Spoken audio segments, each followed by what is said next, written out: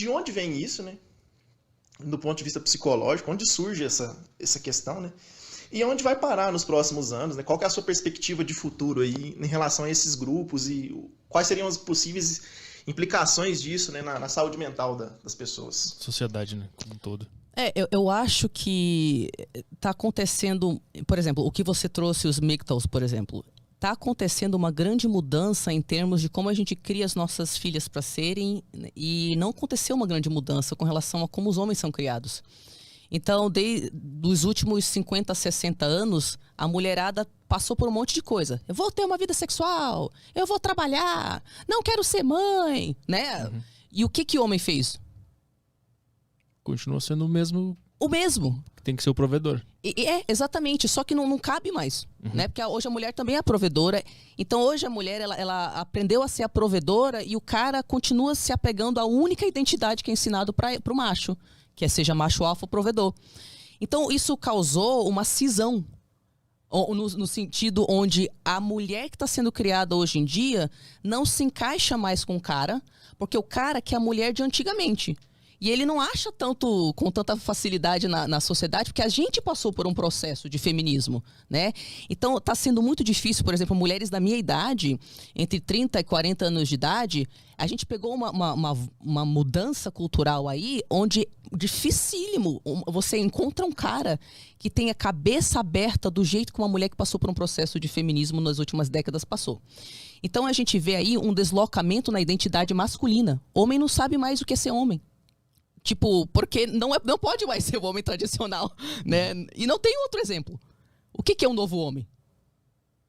Que não seja só o provedor e o macho alfa. O que é? Vocês sabem? O que é? Tô te perguntando, você é homem. Pra mim tem um homem superior a todos os outros homens, que é o gay. Né? Adoro.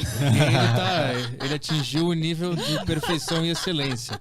Ele tá lá, ele chegou lá. Agora pra nós que temos esse problema de ser heterossexual, realmente eu não sei pra onde a gente pode ir. Você entendeu? Então, tipo assim, o que ele mencionou especificamente foi uma dor masculina válida, que é, vocês não têm mais identidade que vingue no mundo de hoje. Então isso dói. Mas tu não acha que isso foi porque existiu um pouco de uma opressão, vou usar essa palavra, mas não é a mesma opressão que os escravos sofreram, só para o pessoal não ficar comentando. Mas sim, não existiu uma opressão ao homem tradicional, a valores do homem, e começaram a falar em macho tóxico e tudo que o homem faz é o boy lixo. Esse tipo de pressão na sociedade não contribui para o cara ficar perdidaço? Assim? Então, é óbvio que contribui. Só que, veja bem, eu gosto da minha irmã, que minha irmã explica bem os fenômenos sociais. A minha irmã fala assim, Tari, é o seguinte, as feministas, vamos falar das feministas. As pessoas passam gerações não percebendo que elas estão sendo vitimizadas e seus direitos estão sendo negados. Aí elas percebem, caraca, parece que o mundo é machista. Meu Deus, isso me afetou dessa forma, daquela outra forma. Aí você surta de raiva. Uhum. Quando você percebe, você surta de raiva. E aí você fala, vocês são todo lixo, vocês são todos estupradores, seu bando de macho escroto. E aí, quando você encontra um jeito de existir enquanto mulher, quando você passa pela raiva, aí você entende, não é que todos os homens são um pedaço de lixo, é que a gente está numa transformação social e o cara tem umas expectativas que não vai rolar. Então, para eu me relacionar com o cara, tem que ser um cara com uma mente mais aberta, que aceita igualdade na relação. Ter igualdade na relação não é sinônimo de falar que você é um lixo. Então, eu acredito que eu passei pelo momento, vocês são todo um bando de lixo, porque fui estuprada inúmeras vezes pelo meu próprio namorado. Então, eu tinha raiva. E aí, quando eu entendi, é que o cara achava que ele tinha direito de me pressionar para transar. Porque ele foi ensinado pelos amigos que mulher tem que dar, querendo ou não. E ele queria se sentir macho, e ele tinha inveja de mim. Então, ele me estuprava. Eu pedia para ele parar, falava que eu me sentia estuprada, e ele continuava. Eu entendi um processo de dor dele, onde eu cheguei num momento de, putz, cara, para eu ser uma mulher moderna, que se relaciona com homem, porque eu não sou lésbica. Então eu quero me relacionar com o homem. Eu preciso me comunicar com esse homem de forma que ele entenda a minha necessidade de ser humano. Deixando para terapia, para os meus momentos autoterapêuticos, a raiva que eu tenho do meu ex-namorado.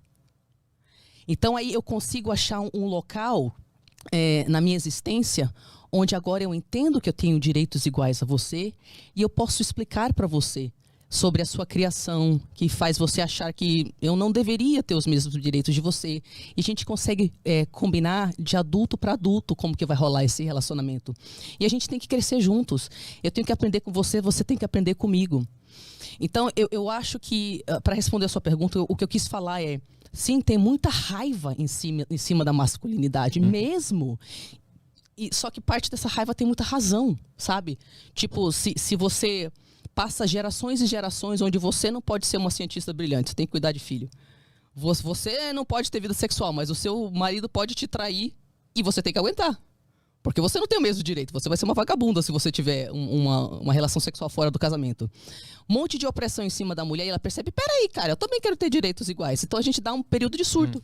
Mas eu acho que aí justifica a raiva que esse outro grupo tem lá do outro lado, dos MGTOWs. Porque eles têm as raivas deles em relação às mulheres. E eu acho que o argumento principal deles é que o homem sempre se dá pior nos julgamentos de casamento. Ele sempre se fode. Quando tem o divórcio, ele se fode mais do que a mulher, sempre estatisticamente falando. E daí vem a raiva dele. Então ele age da mesma forma que as feministas agiram com os homens, eles fazem a mesma coisa. Vocês nos fodem no divórcio, vocês pegam o nosso dinheiro, pegam o guarda dos filhos, a gente vai preso por falsa acusação de estupro, blá, blá, blá, blá. Mesma raiva que não traz benefício pra ninguém. São raivas que eu digo que são raivas legítimas no sentido de que tem uma razão para ter aquela raiva. Sim. Mas não no sentido de que o jeito que está sendo expressado vai ajudar a sociedade. Sim. Você entendeu? Uhum. Então, assim, tem uma razão legítima por homens se sentirem deslocados, por não saberem mais o que pode ou não pode na masculinidade. E parte dessa raiva não tem um homem novo para seguir, uma mulher nova para seguir tem. Uma mulher empoderada, que trabalha, que gosta do corpo, que é sexualizada. Enfim, tem ideias, por mais que você concorde ou não, né? Uhum. Não tem um cara novo. Então, além de não ter um cara novo, vamos lembrar, gente, que mulheres são machistas. Então, muitas mulheres humilham homens com dizeres machistas. Você é lixo, você é gay, você não é provedor, você é fraco. Ué, você tá Pinto sendo... pequeno. Você demonstra emoções. Pô, a gente não quer que os nossos homens consigam sentir suas emoções para que vocês possam parar de cometer suicídio 3 a 5 vezes mais do que mulheres no mundo inteiro? Então, Você entendeu? sim. Então, tipo assim, alguns desses homens que falam que as mulheres me tratam mal, sim, porque mulheres machistas tratam homens mal. Mulheres machistas chamam homens de boiola, menosprezam eles quando eles demonstram emoções, acham que eles só servem para prover.